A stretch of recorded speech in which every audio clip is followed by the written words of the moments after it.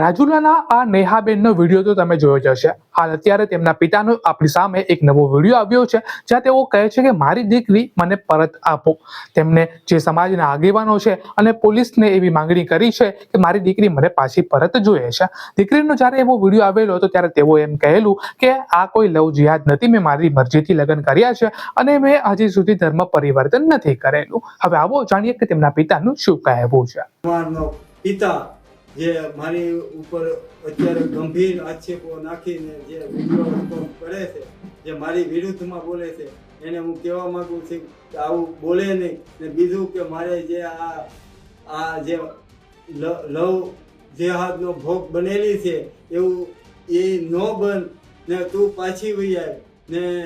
Kerala story 1 અને 2 હવે 3 નથી બનાવી, ભારતના લોકોને નથી દેખાડવી ને તું હવે વહેલા તકે મારી ઘરે પાછી વહી આવ ને એમાં તમામ જ્ઞાતિના આગેવાનો, રાજુલા પોલીસ પ્રશાસન, બધાય સમાજના આગેવાનો ને તમામ મને મદદ કરી ને મારી આ દીકરીને પાછી લાવવામાં મદદ કરે ને હું એક હિન્દુને નાતે મારી દીકરીનો આ જે લવ જેહાદ છે એ એમાંથી પાછી આવે એ રીતે હું એને વિનંતી કરું છું કે મારી દીકરી પાછી લઈ આવો ને મારે એ દીકરીને